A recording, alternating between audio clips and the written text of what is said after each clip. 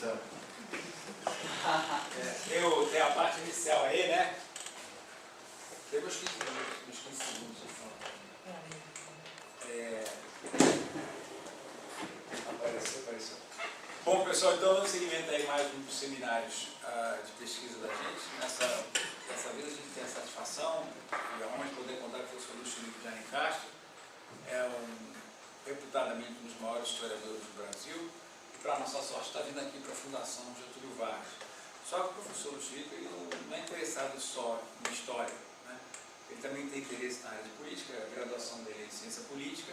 E ele se propôs a falar aqui sobre um tema que não é necessariamente relacionado com história, que é sobre o federalismo na União Europeia, que é um tema extremamente interessante para nós, que temos nos preocupado com a questão sobre o federalismo, né?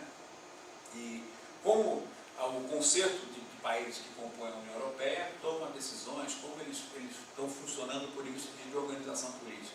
É uma coisa quase federalista e esse ponto é que o professor Felipe vem discutir com a gente aí. O que a gente pode aprender dessa experiência, até por causa do brasileiro, porque o nosso sistema federalista aí tem sido motivo também de muita discussão recentemente e provavelmente estará sendo discutido nos próximos tempos.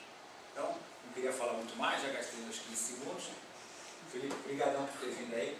Tá? É um prazer sempre ter você. E a última boa nova é que ele está vindo para a Fundação a partir do ano que vem. Né? Então, a partir do ano que vem a gente vai poder contar com o professor Felipe aí todos os dias.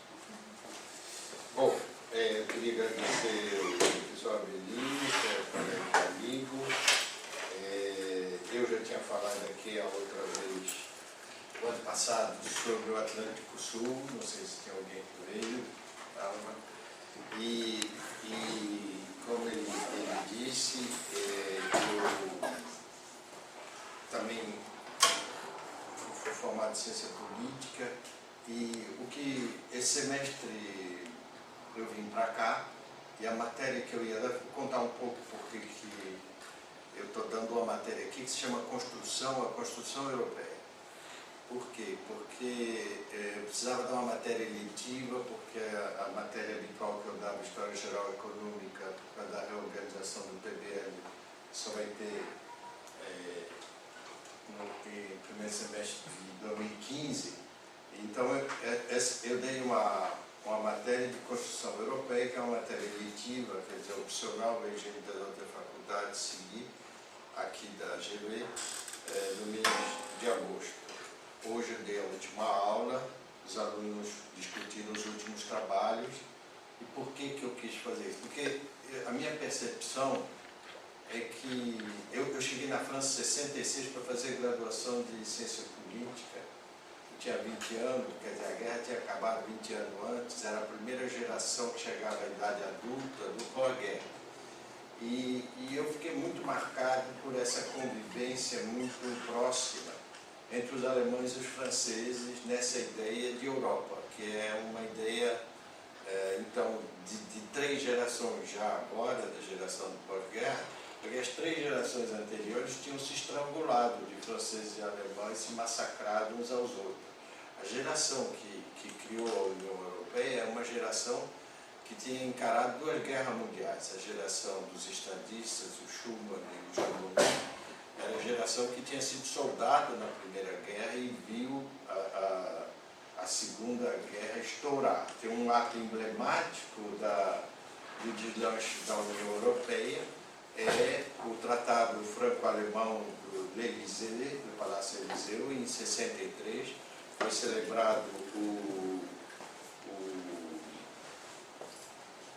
os 50 anos do Tratado do Élysée agora, passou muito filme e tal, e foi quando a França, tendo se liberado da encrenca colonial dela, dando a independência da Argélia, porque enquanto a França estava metida numa guerra colonial, ela estava paralisada, a política externa dela, chama o Adenauer e os 2 eram católicos, eu estava contando para o Avelino, que era o antinazista alemão, e era primeiro-ministro da Alemanha, chefe do governo, chanceler, como eles dizem na Alemanha, e eles fazem esse tratado franco-alemão, que tem troca de estudantes, tem muitas cerimônias e tudo, mas tem uma coisa emblemática que é uma missa na Catedral de Estrasburgo, que tinha sido destruída na Primeira Guerra e estava em reconstrução quando começou a Segunda Guerra de novo.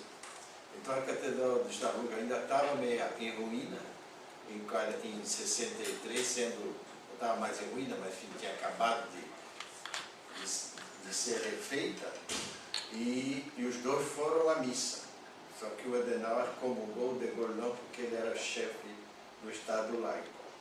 Mas é uma coisa muito emblemática, isso aí vê gerações de pessoas franco-alemãs. Então esse eixo franco-alemão, a paz franco-alemã, é um eixo fundamental. Se um dia a Europa der para trás, sempre persistirá essa imbricação franco-alemã. Quando se fala, aí eu acabo que eu vou retomar isso no fim, é a minha conclusão. Eu me referi à história, mas eu acho essencial também dar um quadro um pouco desses países constitutivos da Europa e dos problemas que nós vamos tentar discutir aqui do federalismo lá. Então, depois dessa breve introdução, que é uma introdução mais da minha vivência lá e da minha geração lá, e da geração seguinte, a geração que veio depois, eu queria falar agora de 3 partes. Eu vou falar, a primeira parte é um pouco sobre a história de alguns países europeus que eu vou discutir. Em seguida, eu vou falar de como foi constituindo as instâncias federais europeias e o proto-federais, a noção federais, que é um arcabouço federal. E, em seguida, eu vou falar a situação atual e os impasses. Então, no começo, eu vou pegar país por país. A França é um país unitário. Jacobino, Paris, Jacobino no vocabulário político francês quer dizer centralista. Vocês sabem que quando passa de um país por outro, às vezes muda o sentido da palavra. Por exemplo, já que nós estamos numa escola de economia, aqui no Brasil as pessoas chamam baixo preço do tomate, é deflação. Não é deflação. Pega em qualquer dicionário no mundo, isso é queda do preço. Deflação é a queda contínua dos preços, que depois provoca a queda dos salários. Isso é deflação. Mas aqui, de Miriam Leitão, a Nassif, a economistas aí, falam de deflação de um produto. Esse mês teve deflação do chuchu. É um processo... Então as palavras mudam de... Eu me lembro quando o Galbraith veio aqui uma vez, chamaram a coisa de ágio, o ágio do boi gordo. Não tem o ágio do boi gordo. Ágio é sempre na moeda. Se refere sempre à moeda ágio, nunca à mercadoria. E o Jacobino no Brasil, por causa da criação da República, que no começo foi anti-portuguesa, chegou a romper relações com Portugal, tomou, e tinha um jornal chamado O Jacobino, virou o vocabulário como se fosse xenófobo no Brasil. Mas não é, a origem é centralista. Então a França é assim, todo mundo tem que falar francês, é um negócio integracionista, a escola pública, laica, obrigatória, gratuita e autonomia regional não existe. Não é ao contrário, a Revolução Francesa provocou um massacre na Vendéia, afogando lá um levante católico, dizem que é o primeiro autogenocídio moderno, a direita diz isso, a propaganda contra a Revolução Francesa. O fato é que houve um massacre. E, então, a ideia lá é um Estado centralizado. Portugal também é assim. Fora as regiões autônomas de Madeira e Açores, que por causa do 25 de abril conseguiram autonomia lá. Mas Portugal é muito mais o modelo francês. Portugal, aliás, é um Estado étnico, homogêneo, raro no mundo. Desde o século XIII tem uma população católica ali no mesmo território. Não é o caso de toda a parte. A Espanha, que é do lado, é outra coisa. A Espanha, a hegemonia dos castelhanos só se deu a partir do século XVI sobre as outras regiões. É uma série de reinos independentes que foram progressivamente unificados em torno da capital de Madrid, de Castela, com a união de Aragão e Castela, criou-se uma hegemonia que depois afogaram a Galícia, afogaram a Catalunha, afogaram o País Basco. Então, quando tem briga do Barcelona com o Real Madrid, você vê lá os internautas brigando, de vez em quando vem esse argumento: a Espanha é um agregado de reinos, a Catalunha existe há 1000 anos, não é uma nação. Eles têm razão, não. Mas o argumento resvala imediatamente para essa identidade catalã, que eu vou voltar no fim também do caso da Catalunha, que é um caso à parte. A Itália é um país, vocês sabem, de formação tardia, 1870, porque a análise de Gramsci, a Roma, que a gente chama Vaticano, porque Vaticano só é o papado a partir de 1920. Roma é um Estado, tinha exército, tinha Papa que combatia.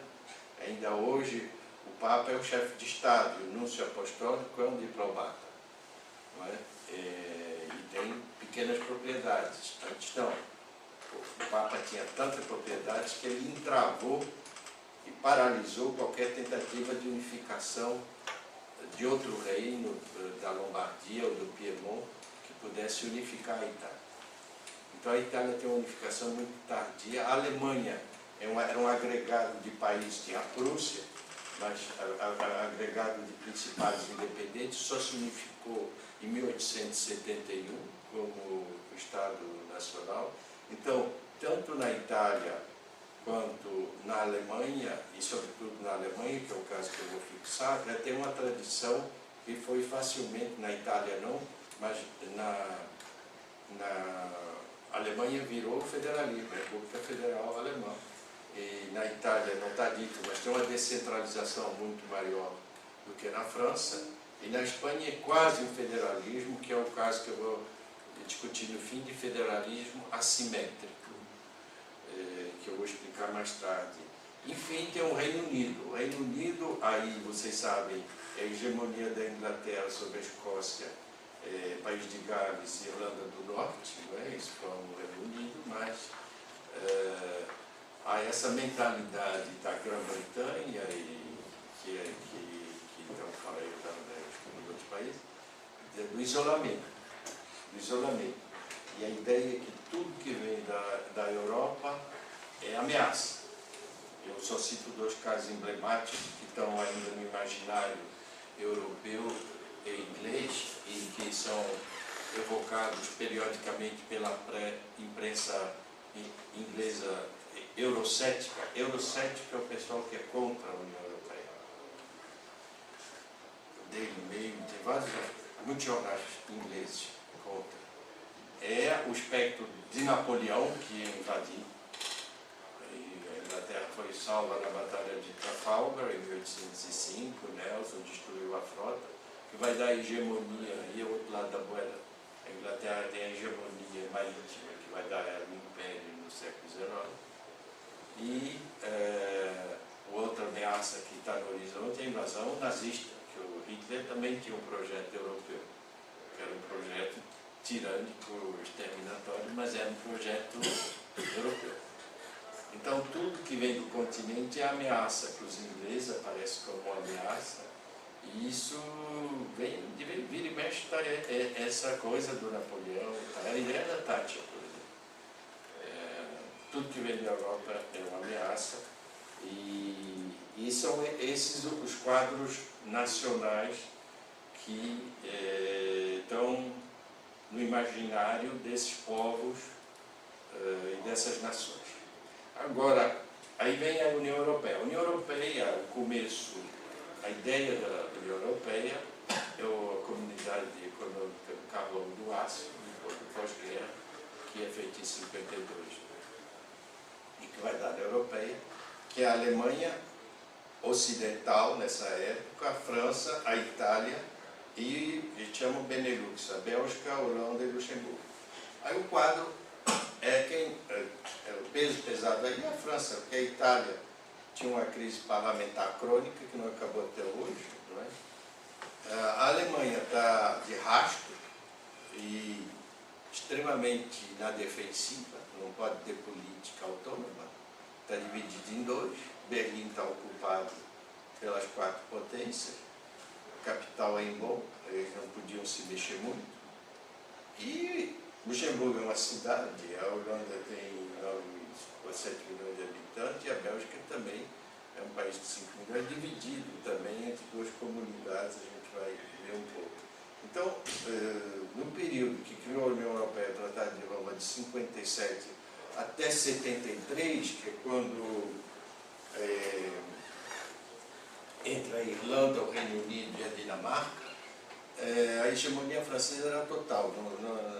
Um projeto da União Europeia, que a minha universidade na França é uma dos pilotos, criando uma nova história da Europa. E o velho funcionário europeu que deram entrevista lá para gravar, desde esses anos 50 e tal, eles diziam, não, a gente fazia a reunião, telefonava lá, os belgas pegavam o trem, vinham a Paris, e a gente nem ia a Bruxelas, a sede era Bruxelas, né, a princípio.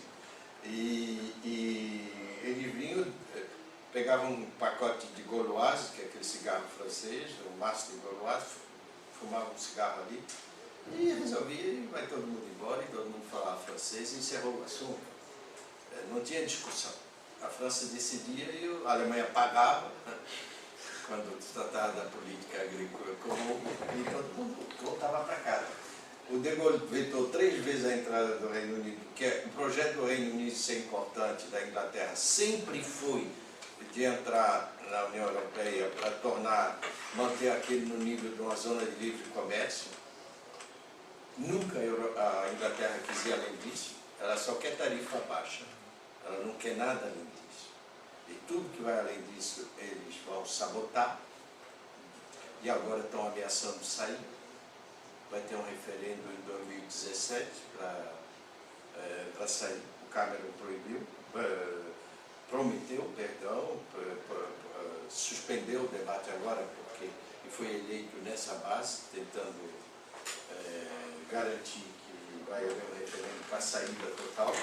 É meio difícil porque tem interesses também para ficar. Mais da metade do comércio inglês é feito com a União Europeia. É o caso também da Alemanha. Já há uma imbricação muito grande, mas eles não querem instituições federais ou confederais. Não é? E depois, em 81, a entrada da Grécia, e em 86, a entrada da Espanha e Portugal. Eu queria chamar a atenção para uma coisa, depois, eu vou continuar, eu dou a ideia geral. Em 89 a 92 é a queda do muro e o fim da União Soviética. Em 1990 a reunificação alemã. Em 1995 a entrada da Áustria, da Finlândia e da Suécia. Queria lembrar que a Áustria era um país neutro depois da Segunda Guerra Mundial, a Finlândia também. A Suécia tinha ficado neutra na Segunda Guerra. Então eles quebraram a neutralidade habitual e entraram na União Europeia. A Suíça não conseguiu quebrar, a Suíça não faz parte da União Europeia, porque ela tem uma Constituição integralmente neutra, embora o euro seja uma divisa corrente, e ela esteja no Tratado de Schengen, que é a abolição de fronteiras, porque ela está cercada de países europeus. Se começar a botar fronteira ali, não entra ninguém, mas ela não faz parte da União Europeia. E em 2004 entram 10 países, a maioria da ex-União Soviética, perdão, da Cortina de Ferro. Entra Polônia, Hungria, República Tcheca, Eslováquia, que tinha já separado, e isso depois entra a Romênia, a Bulgária. Então vejam bem que, contando da entrada da Grécia, que está saindo da ditadura, passando pela Espanha e Portugal, que estava saindo de ditaduras também, a reunificação alemã, que estava saindo da ditadura alemã oriental, 2 ditaduras, a nazista e a de comunista, e os países da Europa Oriental, que estavam saindo da ditadura comunista, você tem aí uma rede de segurança institucional criada pela União Europeia que permitiu uma transição pacífica. Quando havia aquele debate do SEBRAP do Odônio e das transições da Europa Oriental, do Whitehead, tudo eu lembrava isso o tempo todo. Não tem nada a ver comparar a América Latina, Brasil e Argentina e Chile, ou enfim, tem a ver, mas tem um limite muito grande, é que quando você sai da ditadura em Portugal, na Espanha, ou na Hungria, ou na Grécia, você sabe que você não vai dar um salto mortal, porque tem uma rede de segurança lá embaixo. A rede de segurança é sua candidatura à União Europeia, que já foi conversar com você, que já armou a coisa antes. O Willy Brandt fundou o Partido Socialista Português no cinema, lá em Frankfurt, para ter uma alternativa não comunista lá, quando Portugal acabasse a ditadura, que eles sabiam que ia acabar. Juntou lá uns advogados, Mário Soares e tal, e fundaram o partido lá. O Partido Socialista do Filipe González foi criado também na França, pelos socialistas, já para a transição espanhola, bem antes. Os democratas cristãos europeus fizeram igual com a direita desses países. Então você já tinha não só redes institucionais, mas rede partidária preparada para acolher, o que muda tudo. Você não vai dando topada, o caminho já está traçado. E às vezes até o pessoal facilitou demais, como no caso da Grécia, e vai dar problema lá adiante, porque a economia estava muito mais estruturada do que os gregos diziam que estava, e eles deixaram passar. Mas isso é importante, então, a crítica que se faz à Europa, não sei o que e tal, não deu certo, não. Permitiu uma transição democrática no fim da União Soviética, que era a operação mais delicada que havia, todo mundo, ninguém, esse é o maior fiasco da reflexão acadêmica no mundo. Tinha zilhões de especialistas na União Soviética, nenhum previu que aquilo ia desabar. Todo mundo lendo o jornal russo o dia inteiro, espionagem, satélite e tal, de repente chega um cara e diz, não dá mais para... O Gorbachev chama o general, não dá mais para segurar, e aquilo desaba por dentro. Isso ninguém tinha feito. Foi a crise de 2008 dos economistas, foi correspondente. Exatamente.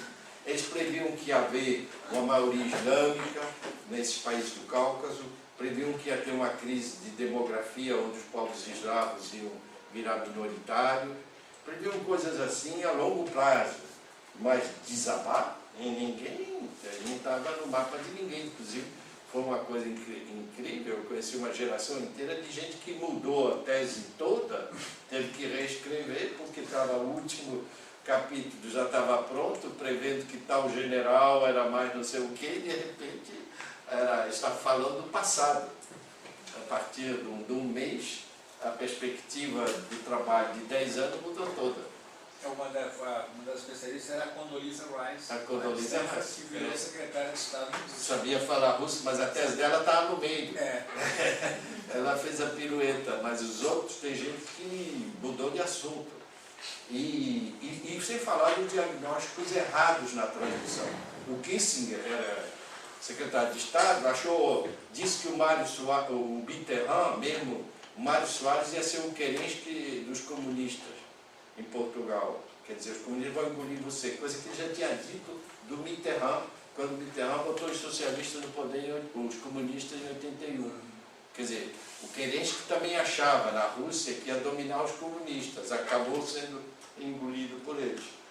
Errou totalmente, foi o Mitterrand que engoliu os comunistas. É o que na França chama o beijo da morte. Você faz aliança com o cara e suga ele. Ele sugou o eleitorado do Partido Comunista e desarmou o Partido Comunista também. Então houve uma série de erros do pessoal preparado para a Guerra Fria, Brzezinski também disse disparate, e que tem a ver com esse fundo da história europeia. Por quê? Porque o que queriam os húngaros? Ser europeu como os outros. Eles sabiam, os intelectuais húngaros ou poloneses, que o passado deles era a Europa, não tinha nada a ver com a Rússia. A Rússia é a Ásia, é outra coisa. E todo mundo sabia, a geração dos meus professores, que continuou tendo contato com os intelectuais da Europa Oriental, em plena Guerra Fria, sabia que o destino deles era comum. Os poloneses são aliados da França há 1000 anos. Os poloneses eram os únicos católicos enfiados lá entre os eslavos que são ortodoxos e os protestantes do outro lado. Eles dependiam, o muçulmano, eles dependiam muito dessa aliança com a França. E então isso tem um laço de universitários, de pessoas e tudo. Então essa coisa da Europa é essencial entender também que a política sempre comandou a economia.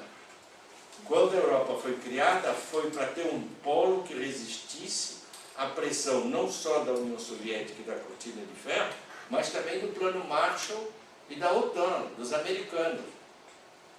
A Europa viu que ia ser engolida. A Europa era uma resposta à bipolarização das relações internacionais. Era o cenário mais provável de uma terceira guerra mundial. Então, porque onde eles iam ser um teatro de operações. Se tivesse uma guerra, qual é o primeiro front de uma guerra entre a União Soviética e os Estados Unidos? A Alemanha Ocidental. Começava logo em Berlim, o primeiro tiroteio. Né? E quem ia pagar o pato de novo eram os europeus, dessa vez numa guerra atômica. Então, essa perspectiva está a origem da União Europeia. Quando a Alemanha caiu o muro de Berlim, o Kohl queria unificar logo. O Mitterrand era contra, achando que primeiro tinha que ter um regime democrático na Alemanha Oriental, para depois falar de fronteira. Porque ele tinha razão. Não se vai falar de mexer em fronteira antes de ter interlocutor legítimo do outro lado. Você vai falar com gente que está ligada a aparelho policial e ditadura aí nessa transição, isso vai ser um destapatório geral. O Kohl queria, mas o Kohl tinha ainda uma outra pressão. Quando acabou a Segunda Guerra Mundial, a população alemã, que não vivia na Alemanha e que tinha sido pretexto das invasões nazistas na Polônia e na República Tcheca, os Sudeten, que eram os alemães que viviam em Danzig, que viviam na Pomerânia e em outros lugares na República Tcheca. Essa gente vivia ali há séculos, aliás, e que tinham sido aliados poderosos do Reich, dos nazistas, eles próprios nazistas, foram todos expulsos, porque o país virou comunista. Eles iam lá naquelas cidades alemãs e disseram, quem sobrou aqui faz a mala e vai embora 24 horas para cair fora.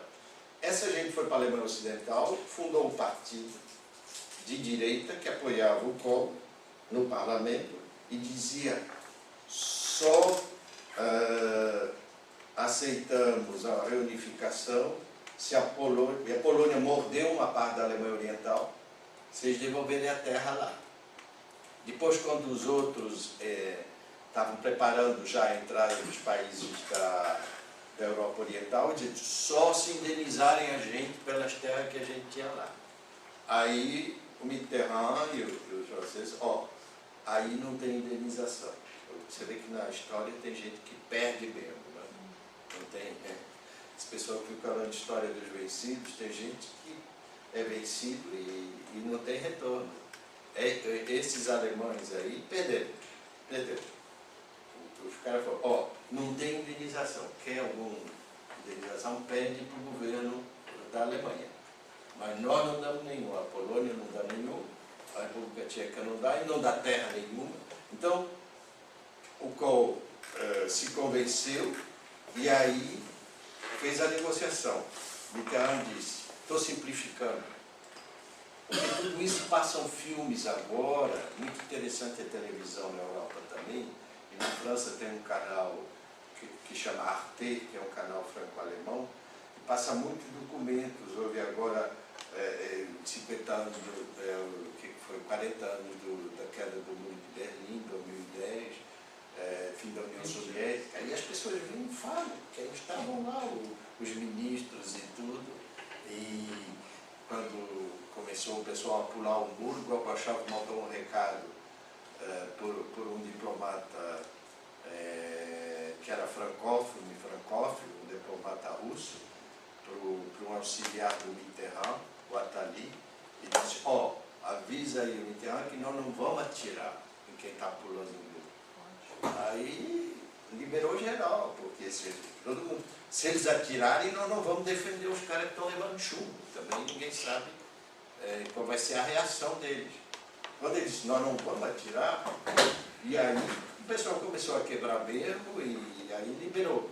E o Kohl, então, teve um aval da União Europeia e da França, essencialmente, para unificar, porque a Thatcher não queria, veio o medo de novo da Alemanha, medo de sempre da Alemanha. Isso vai ser um país de 80 milhões, que é hoje, vai engolir tudo, vai nos ameaçar de novo.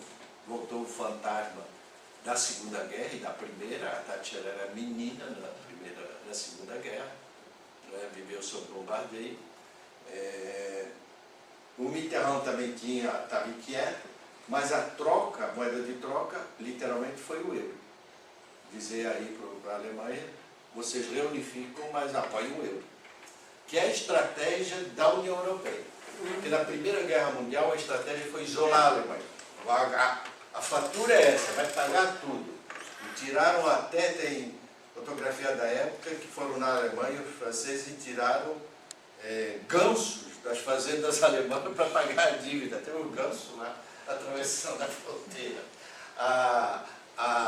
O direito de propriedade, como se diz, direito da aspirina, da aspirina. Patente? A patente da aspirina, que era alemã, virou... não tem mais patente. Quebrou a patente como espólio de guerra. A Alemanha ficou com uma dívida para pagar, a última prestação acabava agora em 1985 ainda. O Keynes, na época, escreveu, isso vai acabar mal. Ele estava na comissão e disse, consequência econômica da paz. E acabou mal, atiçou o nacionalismo e deu na Segunda Guerra. Aí eles mudaram a estratégia. Em vez de isolar a Alemanha, agora vamos abraçar a Alemanha. Vamos envolver ela na Europa. E é esse o tecido que explica esse que ele chama a locomotiva europeia, a Alemanha e a França unida. Bom, esse é o quadro um pouco geral. Aí, para vocês saberem, tem uma presidência, houve essas várias etapas. A partir dessa entrada maciça da Europa Oriental em 2004, o miolo da Europa deixou de ser latino e ocidental e virou que antes era latino. Era França, Espanha, Portugal, Itália, que eram países predominantes, povos latinos. E virou esses povos mais ligados à Alemanha, germânico e mais geopoliticamente mais centrado na Europa Oriental, Europa Central. E a Europa, vocês sabem, as instituições estão distribuídas entre Bruxelas, onde as sedes centrais, o Parlamento é em Estrasburgo, a Corte de Justiça é no Luxemburgo, e o Banco Central é onde? Quem ganhou o sonho de Oslo? Frankfurt, claro, porque é amarrado pelo marco que era a moeda forte na época do euro, a Alemanha que controla lá a coisa toda, né? Eles criaram também, esse é um outro mecanismo da União Europeia que mostra a ambiguidade. Isso é não ter que ter um presidente do Conselho Europeu, que é do Conselho de Ministros, tem que escolher um. Já tinha um presidente da Comissão Europeia. E ele sempre escolhe para... Aí tem um posto importante. Como é que você faz para gerir um posto importante que ele não fique importante porque ninguém quer no fundo? Bota uma nulidade lá. Aí botaram o Durão Barroso, aquele português que é uma nulidade, como presidente da Comissão Europeia. Como presidente do Conselho Europeu, botaram uma outra nulidade, que é o Van Rompuy, basta ver a foto dele, é um sujeito que é bom para dirigir uma escola primária no interior, mas nem para ser professor de ginástica, que a molecada bate nele, é um sujeito acovardado. Aí resolveram que tem um ministro do exterior. Aí botaram a lei de Ashton, que é uma palerma, uma lei inglesa, que não está em lugar nenhum, tem medo de avião, jogam uma pessoa para dirigir a diplomacia que não quer viajar. Tinham vários projetos, por exemplo, de unificar as embaixadas. Tem 28 países na União Europeia agora, tem 21 línguas que são utilizadas, porque o alemão é a Áustria-Alemanha, a França e a Bélgica falam também francês, então tem várias línguas que são faladas num lado e no outro, e mas 28 países que entrou agora a Croácia em julho, né? E não precisava ter 28 embaixadas em toda parte do mundo. Em Washington, sim, mas não na Nicarágua, com todo o respeito, ou nas Ilhas Vanuatu. Bastava ter um prédio da União Europeia e cada um tinha uma salinha lá, cada país, ou metro quadrado que quisesse. Isso, como fazem as companhias de avião, aliás, que dividem prédio, assim, mutualizam. Em Paris é assim. Então, isso daria à diplomacia europeia a maior rede diplomática do mundo, a custos 1/20 do que é agora. Mas ninguém faz isso, nem nos países pequenos, porque não querem vender os paracetos, porque tem as burocracias e tal. Então são coisas que foram emperrando esse processo de o parlamento europeu, que é a expressão dos europeus, eleito os deputados em proporção ao número de habitantes do país, e os discursos são feitos nessas línguas oficiais, há muitos debates. Ele tem uma competência muito limitada. Agora, há também outras coisas que vão andando. E a coisa mais interessante, talvez, e depois eu vou discutir a questão do federalismo assimétrico, é a questão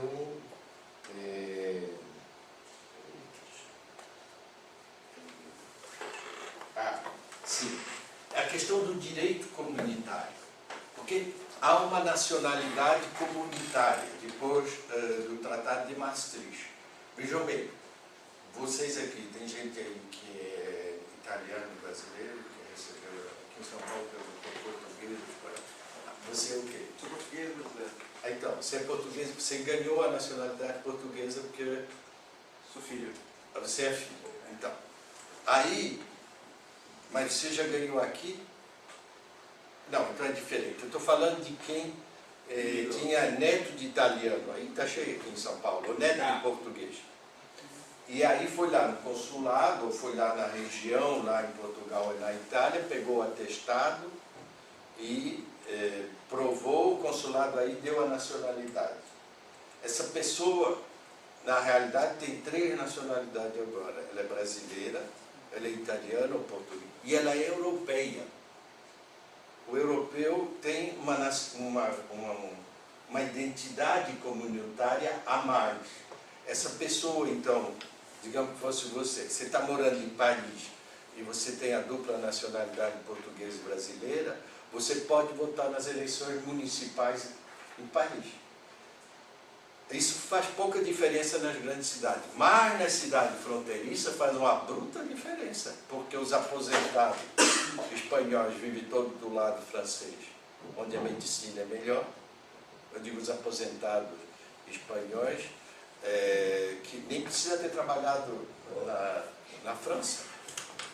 Eles vêm se instalar lá porque querem morar lá, eles são europeus, não precisa de carteira de green card, esses troços. Né? E na Itália é igual, os caras vêm para o lado de cá. Na Alemanha aí é o contrário, os franceses vão morar do lado alemão. Então, nessas cidades fronteiriças já tem prefeitura e Câmara de Vereador que é eleita por não cidadãos do país. Mudou o direito comunitário no futebol, depois do Arre Osman, o jogador não é mais considerado estrangeiro. Antes tinha uma cota de 3 e tinha a cota do passe, acabou. É por isso que o futebol europeu hoje faz girar 4 bilhões na UEFA, os salários dos jogadores explodiram. Por isso que esses Ronaldinhos, esse pessoal todo, tem nacionalidade espanhola ou portuguesa agora, porque o passe deles vai lá para cima. O Neymar, a hora que conseguir um passaporte espanhol, ele pode jogar em qualquer equipe e ele não entra na cota dos 3 estrangeiros, que está limitado. Isso então foi mexendo com tudo e cria uma norma nova que vai para a Corte de Justiça Europeia, na questão tributária, porque o direito tem uma dinâmica própria. Então tem um direito nacional, que é o nosso aqui, e tem um direito internacional, é outra coisa. O direito internacional não tem caráter vinculante. Agora, por exemplo, o pessoal do mensalão, uma interpretação de uma parte dos juristas, dizem não, todo mundo tem direito a ter duas jurisdições, julgamento, direito de recurso. Você não pode ser julgado só numa corte, para falar de um caso concreto. Aliás, está sendo julgado hoje. O Supremo virou corte primária. Virou corte primária e única, não existe. Você tem que ter uma outra instância de recurso. E eles vão para a Corte Interamericana de Justiça em São José da Costa Rica. O Barbosa disse, não vale aqui. Tudo bem. Cria uma pressão moral só. Lá não, tem um direito comunitário que é vinculante. O cara, depois de esgotado os recursos nacionais, ele vai para fora e aí ganha, e a lei nacional tem que cumprir, a lei de cada país. Então é uma coisa que não é direito internacional, é o direito comunitário. Entende isso? Então tem uma dinâmica já federalista em curso, através das decisões de justiça, da política tributária, não só da moeda única, mas também dessas instâncias que estão se formando e os debates também. Enfim, agora eu vou falar de três casos, de um caso mais emblemático, mas são três casos limite, que é o seguinte: a candidatura encalhada da Turquia, que coloca a ideia o que é a Europa, o que é onde começa. Os geógrafos do século XIX e até do século XX falavam que a Europa ia do Atlântico aos Urais, também englobava a Rússia. Agora a Ucrânia é candidata também. Então, isso é uma coisa. A Rússia aí diz, não, aí é demais, porque já desmantelou todo o circuito de segurança da antiga União Soviética, agora puxa a Ucrânia. Se ela adere também à OTAN, aí fica complicado. Tem esse debate da Turquia que está travado. A Turquia já fez vários avanços, aboliu a pena de morte, que era um caráter impeditivo, fez evoluir várias leis lá sobre o casamento forçado, esse troço, algumas coisas que tinham em zona rural, mas tem essa ideia do que é a identidade. Por outro lado, a Turquia tem um enorme mercado, é um país que cresce 8%, 7% ao ano, é um país de população muçulmana mais laica, fecharia, seria um elemento de estabilidade ali frente ao Maghreb, onde está havendo essas revoltas islamistas, toda do vocabulário francês tem uma coisa que às vezes escapa, islâmico é muçulmano, islamista é fanático. A mesma coisa, de esquerda é de esquerda, esquerdista é outra esquerda. Mas aí aqui mistura tudo. Mas enfim, quando eu estou falando de islamista é uma coisa, islâmica é outra. Então, aqui nesse sentido. E a Turquia, então, é um elemento de estabilidade ali. Ela tem muito peso no Azerbaijão, que eram os países da antiga União Soviética, que são islâmicos, e que é uma casquinha cheia de petróleo, e os gasodutos vão passar para ali, pela Turquia também. E, então, é um trunfo.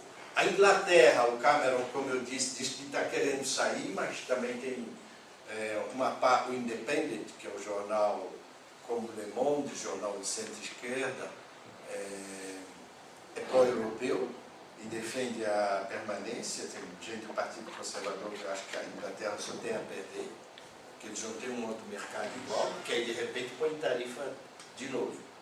E tem o caso da Espanha, e mais particularmente da Catalunha, que a Catalunha quer fazer um referendo para sair da Espanha e ficar na Europa. Aí a União Europeia já disse, se sair, tem que entrar na fila, de novo. Tem que preencher todos os critérios e pedir adesão de novo. Não dá para sair e ficar como Estado independente. Porque aí estoura também o Reino Unido, estoura a Bélgica, aquilo vai incendiar. O custo de decisão é passa a ser baixíssimo. Né?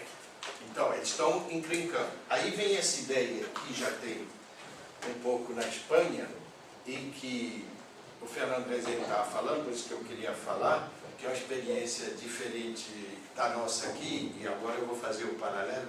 Tudo isso que a gente está falando não tem nada a ver com o nosso federalismo tipo americano. Nenhum desses países federais que eu falei tem eleição presidencial, sufrágio direto e instância de 3 níveis assim, não é?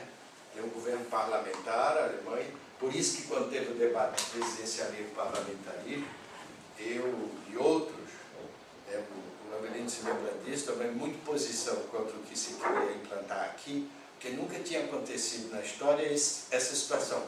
Um partido presidencialista enxertar, um país presidencialista, uma dose de parlamentarismo.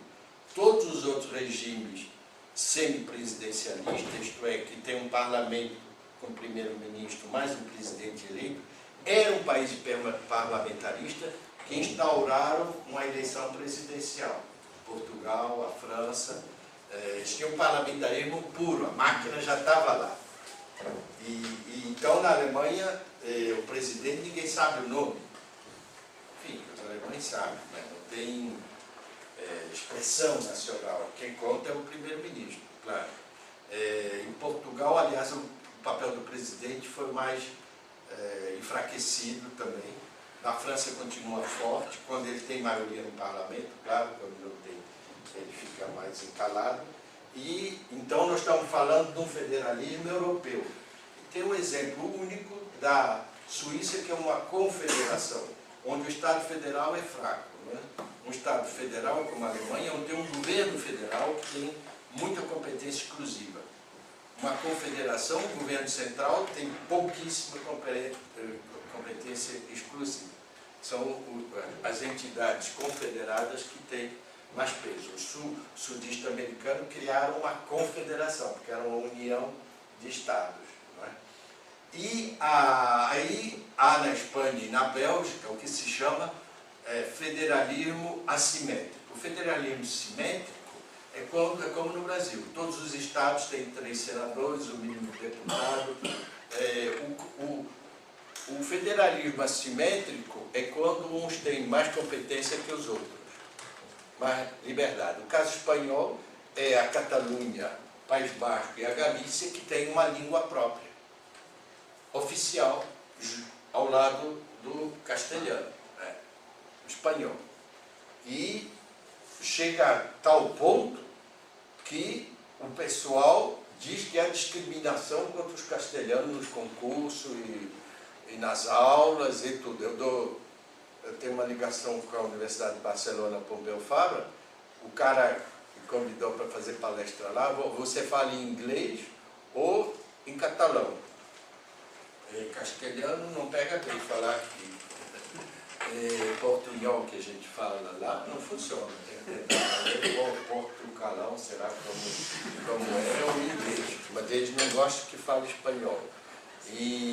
Então, isso é o federalismo assimétrico. Como se, na época que havia território no Brasil, houvesse esse sistema. O território não tinha autonomia e os Estados federados tinham. Isso hoje aparece como um modelo para a União Europeia. Uma situação onde fosse salvaguardada o peso dos países todos, mais importantes, e não um federalismo no Estado puro, onde Luxemburgo, que é uma cidade, vira tão importante como a Polônia, na hora de fazer o rodízio das presidências que são por rodízio, não é? Das comissões e tudo. O Luxemburgo, como foi um Estado fundador da União Europeia, é o Benelux, é o Lux aí do fim, e é sede da Corte Europeia de Justiça. O que não é pouca coisa, porque todo esse contencioso de Vale do Rio Doce, de companhia de mineração, de multinacionais europeias que estão no Brasil, nos Estados Unidos e tal, é julgado lá em Luxemburgo. Então, o tribunal quando tem contencioso e tudo, é uma coisa bastante poderosa. Então, eles estão agora pensando num federalismo assimétrico, que é também um modelo do Canadá, aí para não falar só da Europa, porque o Canadá tem o Quebec, que tem mais especificidade, mais autonomia linguística e outras do que as outras regiões da Colômbia Britânica e tal. Por quê? Porque quando a Inglaterra tomou o Quebec da França, no final da Guerra dos 7 Anos, em 1763, eles preservaram aquela comunidade e quando começou logo em seguida a Guerra de Independência Americana, esses franceses do Quebec ficaram do lado dos ingleses contra os rebeldes americanos. Aí houve um pacto inicial dos ingleses com essa comunidade francesa, que desde a origem, antes do Canadá existir, em plena Guerra Revolucionária Americana, já houve essa associação desses franceses, que eram conservadores e monarquistas, com os ingleses contra os americanos. Eles combateram os americanos também, os futuros americanos, né? E então tem um estatuto que foi ganhando peso, mas que tem idas e vindas. De vez em quando foi um primeiro-ministro, na época do Trudeau, por exemplo, nos anos 80, ele era muito contra esse negócio de federalismo e entrou na brecha também as nações indígenas também. Então o Canadá é hoje um estado multiétnico oficialmente. A experiência também da Europa, para o caso alemão, só para concluir, é a experiência do Império Austro-Húngaro, que tinha também 25 nacionalidades. Todo oficial do Império Austro-Húngaro antes da Guerra de 14, claro, que depois acabou, tinha que saber, além do alemão, mais 10 línguas para poder comandar a tropa dele. E isso, então, é um dos focos do federalismo europeu, que é particular, ligado à ideia de comunidade étnica. Em 1913, o Lenin mandou o Stalin para Viena para fazer um estudo sobre a questão da nacionalidade na futura União Soviética. É um texto que até hoje é referência, que ele depois jogou no lixo, massacrou todo mundo, mas do ponto de vista do Stalin. E é curioso que ele foi encontrar o Trotsky, que dirigiu o Pravda, que a sede era lá. Perto dele morava o Hitler, que estava em Viena, tentando entrar na Academia de Belas Artes, e tinha um Freud também. E o Freud e o Trotsky iam em cafés muito próximos. Então, Viena, em 1913, tinha o Marechal Tito, que era operário de fábrica, Stalin, Trotsky e Hitler, andando lá pela rua. Mas a ideia, então, se chama, aliás, austro-marxista, essa escola aí de interpretação, onde você tem a etnia além da região, a comunidade. Uma ideia de federalismo que toma em conta também o recorte da cultura. E isso, então, serve um pouco no Quebec, no Canadá, e é também uma referência de debate na União Europeia, esses debates. O rei francês apoiou a Revolução Americana, né? Ah, sim, sim. Tanto que depois, quando tem a Revolução Francesa, eles ficam meio sem Claro. o que fazer. Mas eles tinham perdido a guerra antes para a Inglaterra. E aí perderam o cabelo e preferiram ficar com as Antilhas. Bom, eu queria só dar esse quadro de referência. Se vocês quiserem, agora é outra coisa, porque eu disse isso no curso. A documentação é abundante no site da União Europeia, em português, que é uma língua oficial da União Europeia. Então, se vocês quiserem saber mais sobre isso, quero só dar uma grade de referência.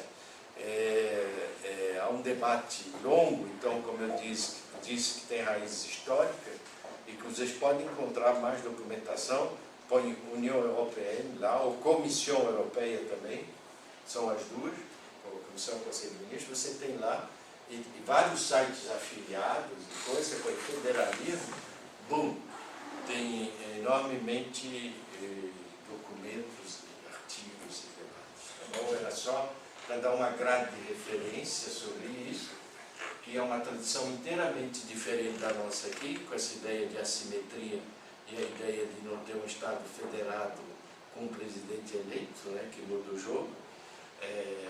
E aqui esse tipo de evolução de lei de responsabilidade fiscal teve também uma coisa parecida no Canadá também, que travou, mas eu não quis entrar no debate. A gente falou outra vez, porque eu não sei se eles interessam sobre federalismo, no caso da Nigéria, que tem 24 estados, que é um país que vai ter 800 milhões de habitantes no ano 2100. Em 2050 vai ser o terceiro país mais povoado do mundo, passar à frente dos Estados Unidos. E tem, então, 24 estados, 12 seguem a lei islâmica, 8 seguem a lei britânica, do ponto de vista do direito, que era uma colônia britânica, e 4 seguem a lei tradicional africana não islâmica. Então, isso é uma coisa que os franceses dizem vai explodir em voo, né? Vai explodir em voo.